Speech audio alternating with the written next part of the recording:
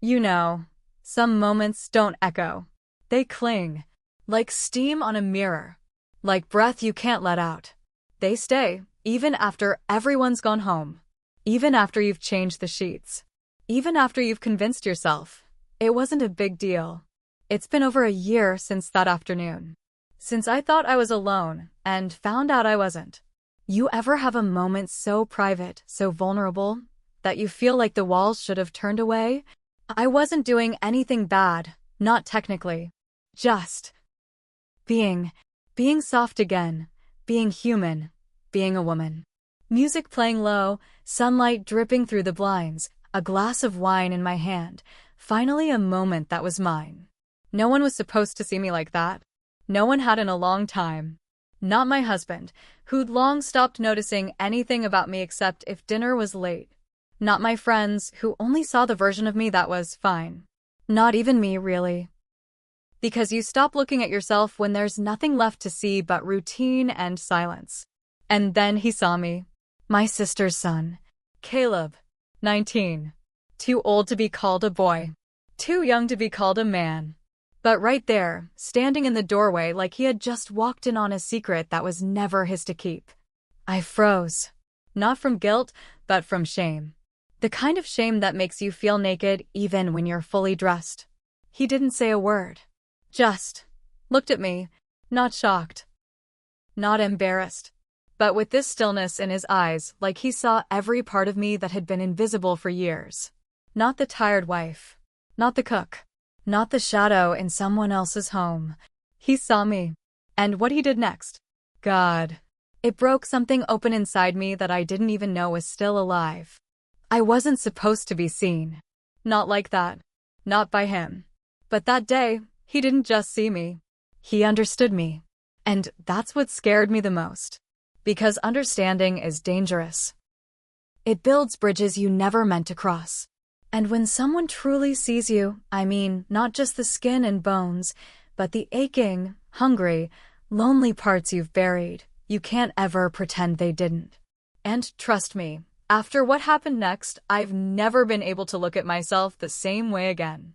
If you've ever felt invisible, if you've ever been seen at the wrong time by the wrong person for the right reasons, you're not alone. Subscribe to Heartfelt Tales Unfold. Because the stories we hide, they're the ones that tell the deepest truths. And the next one might just echo a secret you've been too afraid to say out loud. I'm 34. 10 years into a marriage that looks perfect from the outside. Big house. Clean kitchen. Holiday cards with smiles that don't reach the eyes. People assume we're happy because we don't fight. But silence can be louder than shouting. And routine can be more violent than betrayal. My husband, Darren, he's not cruel. He's just gone. Even when he's sitting right next to me, he's somewhere else. Eyes on his phone, mind on his work. Our conversations became checklists.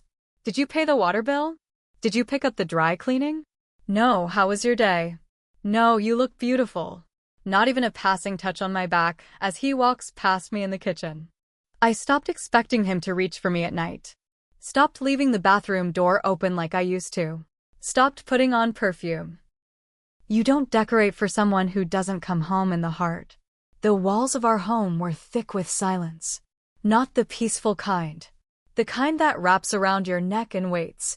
So when my sister asked if Caleb could stay with us for a few weeks, I said yes. Not because I wanted company, but because I wanted noise, movement. Proof that someone else still breathed under this roof. Caleb had just turned 19. He was doing some IT training in the city, needed a place to crash until his dorm opened up. Tall, polite, always quick to help. That boy had this way of walking into a room and making it feel less cold. I'd forgotten what that felt like. He asked me questions Darren hadn't asked in years. How's your garden? Do you still paint? I remember you used to love jazz. Do you still listen to it? He noticed the little things. The chipped mug I always reached for. The way I hummed when I cooked. The quiet way I sighed when I thought no one was listening. And every time his eyes met mine, I felt like I was being pulled back into focus. He didn't look through me like my husband did. He looked at me like I was still here. It wasn't romantic. Not at first. It was just attention. And when you've been invisible for long enough, attention feels like oxygen. I started looking forward to the sound of his footsteps on the stairs. The way he said good morning like he actually meant it. The way he lingered in the kitchen just a little too long, talking about nothing and everything. He asked if I needed help with groceries, offered to carry heavy things, fixed a loose cabinet door without me asking. One night, I made pasta. Just a simple dinner. And when he took his first bite, he smiled and said, "You're really something, you know that?" It was such a small sentence. But I felt it everywhere. I told myself it was harmless. He was just kind, polite. But my hands started trembling a little when I'd serve him tea, and when I'd catch his eyes holding mine too long, I didn't look away. I started remembering what it felt like to be seen, to be interesting, to be something more than functional. And the worst part? I didn't hate it. I let it happen. Let it grow. Let it live between us, unspoken, like a song you can't name but recognize. And somewhere deep inside me, a part of me that had been asleep for years, started to wake up. It was one of those afternoons where the house felt like it was holding its breath. The kind of stillness that doesn't comfort, it warns. Darren had gone to a client dinner across town. My sister had picked up the kids for the weekend. The house was empty, except for me and Caleb. I didn't know where he was at the time. Probably in the guest room or downstairs with his headphones on. I didn't ask. I didn't care. I just wanted a moment. A real one. I poured a glass of wine. Red, dry, older than the last time Darren kissed me. Turned off the overhead light. Lit the lamp by the window. Let the soft jazz hum from the speaker, something smoky, something slow. I looked at myself in the mirror. Not to judge. Not to fix anything. Just to see. And for the first time in forever, I let myself move. No choreography. No shame. Just hips swaying, eyes closed, arms lifted like I could stretch my way back into my skin. It wasn't meant to be seductive. It wasn't meant to be anything. It was me, finally remembering what it felt like to be inside my own body, to be more than legs that clean and arms that cook, to be something alive, something feminine. And then, the door creaked. I didn't turn right away, didn't flinch, because in my head, I was still alone. But something changed in the air. The song kept playing, but suddenly it felt louder, like the walls knew a secret I didn't. When I turned, he was there. Caleb. In the doorway. Still. Frozen. But not startled. Not apologetic. Just watching. His expression wasn't one I could place. Not lust. Not confusion. Something else. Something heavier. Like he'd just walked into something sacred and didn't know whether to bow or run. He didn't blink. Didn't look away. And for a second, neither did I. I should have been mortified. Should have grabbed my sweater off the bed, turned the music off, said something light like "didn't know you were home." But I didn't. I just kept moving. Slower this time, more aware. Not for him. Not because of him. But because I couldn't go back to pretending I didn't need to feel like a woman again. And still, he stood there. The air between us started to hum. Not with words, but with the weight of something that had no name. Then, finally, he spoke. His voice was low. Barely there. "I didn't mean to. You look beautiful." That word. Beautiful. I hadn't heard it in so long it sounded foreign. Like a name I used to go by, but no one had called me in years. And still, I didn't stop dancing. Not right away. And he didn't stop watching. I told myself it was nothing. He walked in, saw too much, said too little. And I kept dancing for too long. But that night, I couldn't sleep. Not because I was afraid, but because I wasn't. And that scared me more than anything. I laid there in the dark, my body still humming like the music hadn't stopped. Still remembering how his eyes didn't flinch. How he didn't laugh, or leave, or apologize. He stayed. And I kept seeing the way he said it. You look beautiful. Not sexy. Not hot. Beautiful. Like something rare. Like something breakable. Like something you don't say out loud unless you mean it. I tried to laugh it off the next morning. Tried to bury it under chores and dishes and folding laundry with trembling hands. But the memory clung to me not like guilt, but like proof. Proof that I still existed beneath all the layers I'd forgotten how to peel back. Caleb didn't mention it. Of course he didn't. But the shift was there. He was quieter. Moved differently around me. Like he didn't want to wake something. Or maybe didn't trust himself not to. For 2 days he avoided my eyes. Would hand me the remote without looking up. Would eat quickly and disappear upstairs. And then on the 3rd day he didn't. He sat longer. Watched me more. Held his gaze a little too long when I spoke. And every time his eyes locked with mine, I felt something inside me tighten. Something that had once been a woman before it turned into a wife, and then just a body in a house. Meanwhile, Darren came home every evening like clockwork. Keys on the hook. Shoes by the door. A nod. A grunt.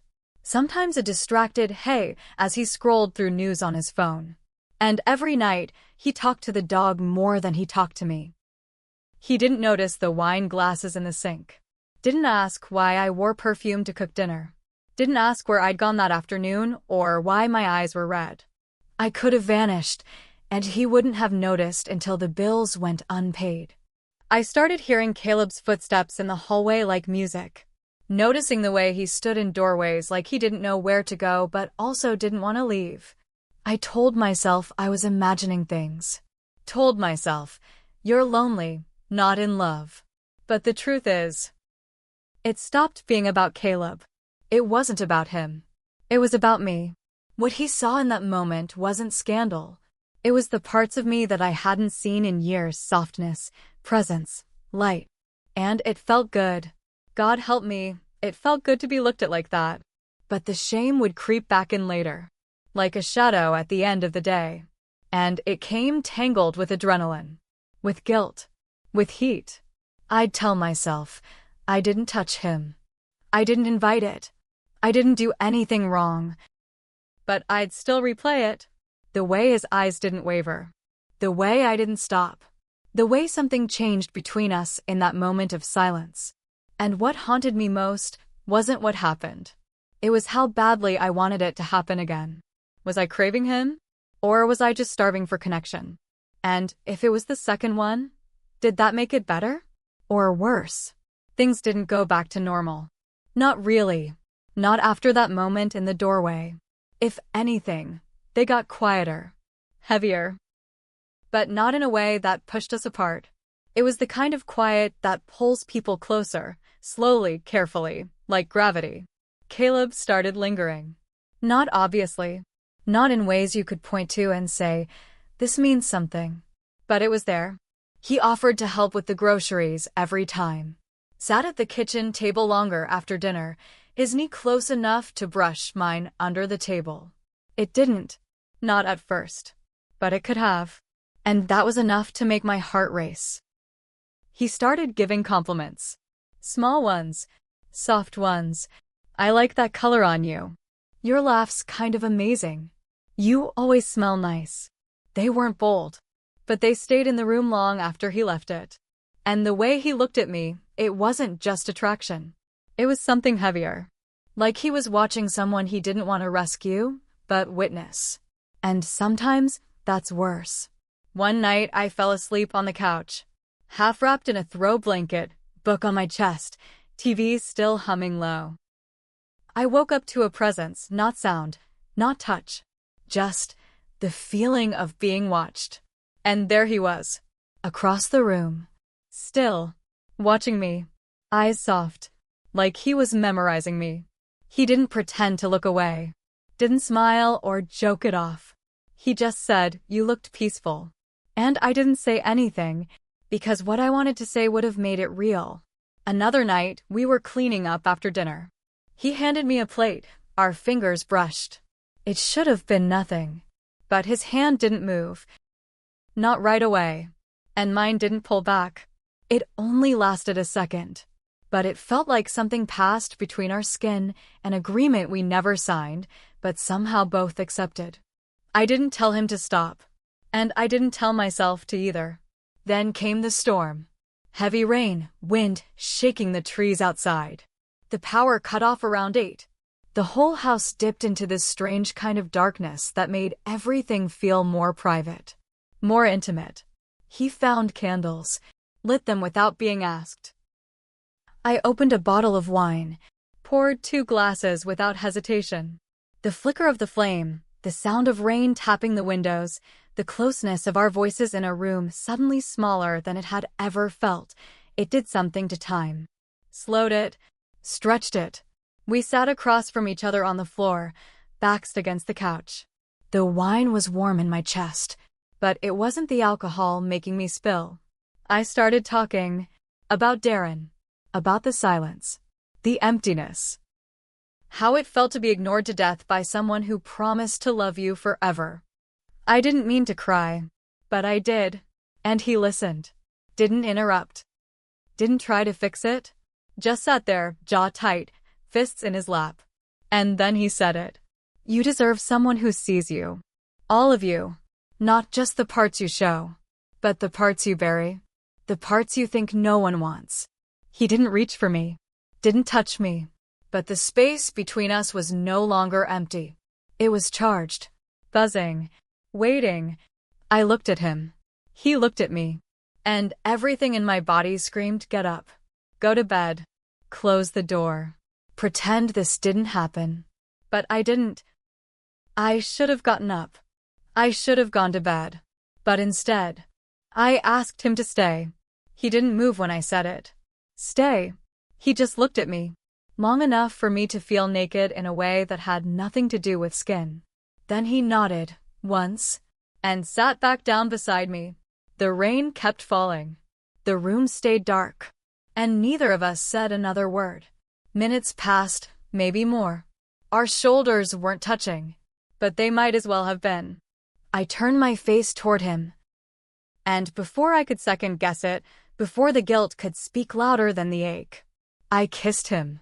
Not because I wanted to break something, but because something in me had already cracked open. And he was the only one who saw what spilled out. It was slow at first. Tentative. The kind of kiss that asks a question before it makes a promise. And when he kissed me back, it wasn't teenage hunger. It was restrained. Careful. Like he knew this wasn't just about lips. This was about recognition. But the moment deepened. Breaths quickened. Hands found places they weren't supposed to be. And suddenly we weren't 2 people on a couch anymore. We were 2 needs that had found each other in the dark. Until I pulled back. Sharp. Sudden. This is wrong. It came out choked. Like my own mouth didn't believe me. And he just stared at me. Eyes soft. Voice steady. Then why does it feel like the first thing that's real in a long time? I didn't have an answer. Because it did. It felt real. Too real. More real than any kiss I'd had in years. And that's why it had to stop. I stood up.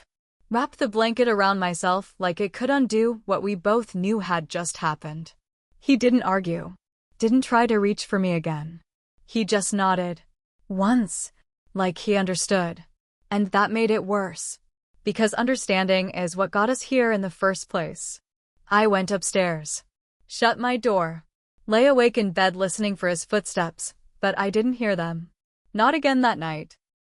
The next morning, the house was quiet. Still. I walked into the kitchen, and his bags were gone. The guest room was empty. The sheets folded. And on the counter, a note. Just 1 line. Written in his uneven handwriting. Don't worry. I won't say anything, but I meant every word. No goodbye. No explanation. Just that. And he was gone. Left early for his training. Packed up and disappeared like nothing ever happened. But something had happened. And the problem was, once a line is crossed, it doesn't erase itself just because no one talks about it. We didn't sleep together. But we didn't come back from that moment either. We left something between us, unfinished, unspoken, undeniable. And no matter how far he went, or how tightly I tried to fold that night into the corners of my mind, it was still there. Waiting.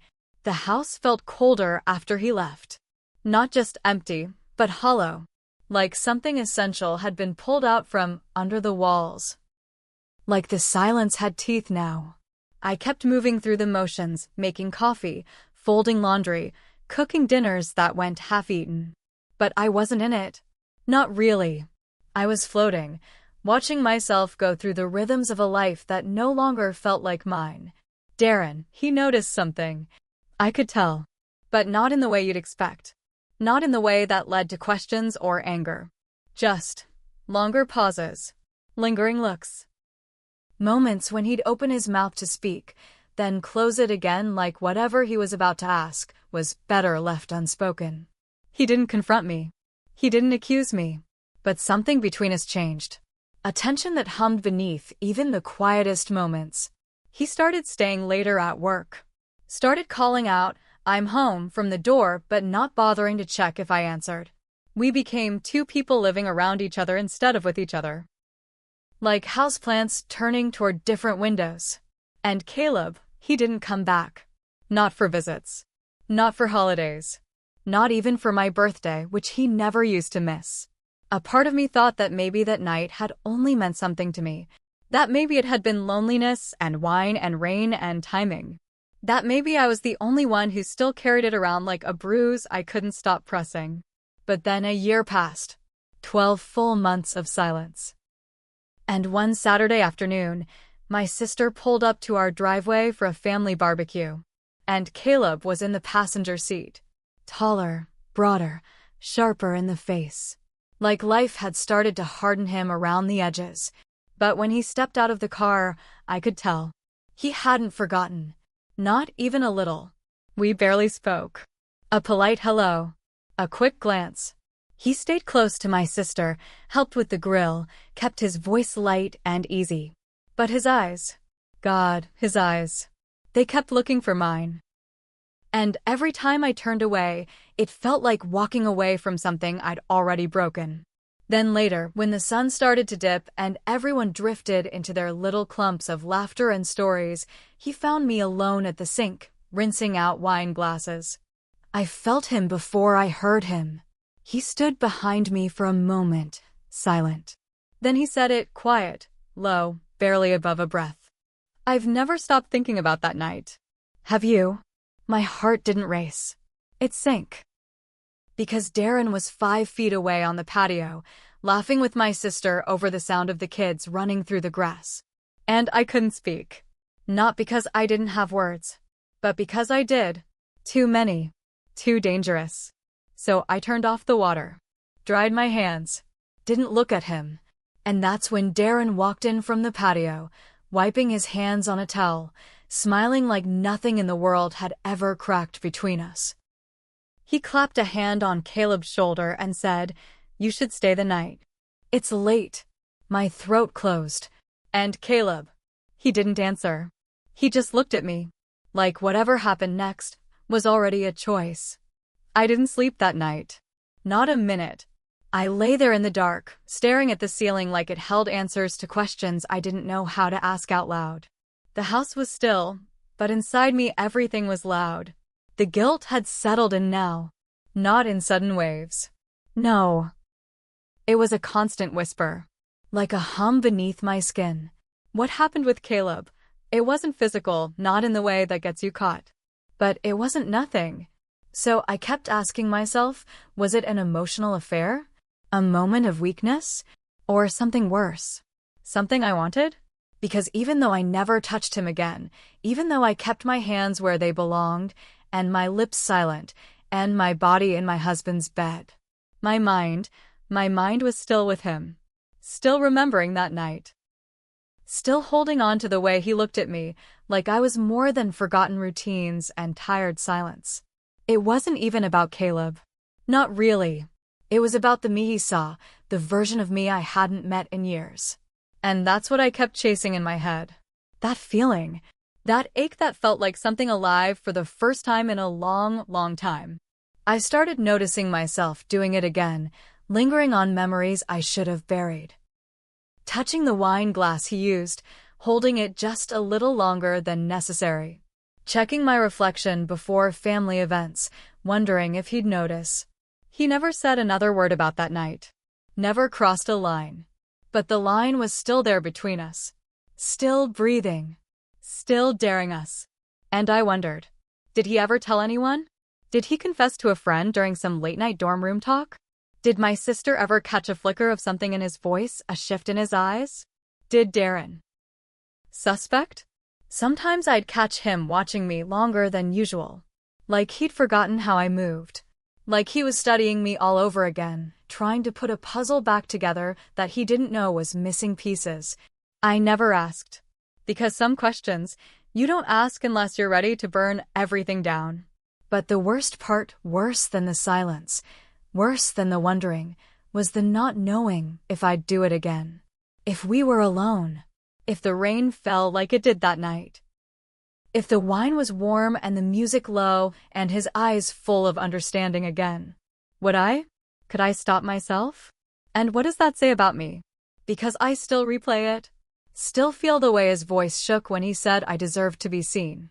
And I keep coming back to that question, the one I can't answer without choking on it. What do you call it when what felt like love was only loneliness in disguise?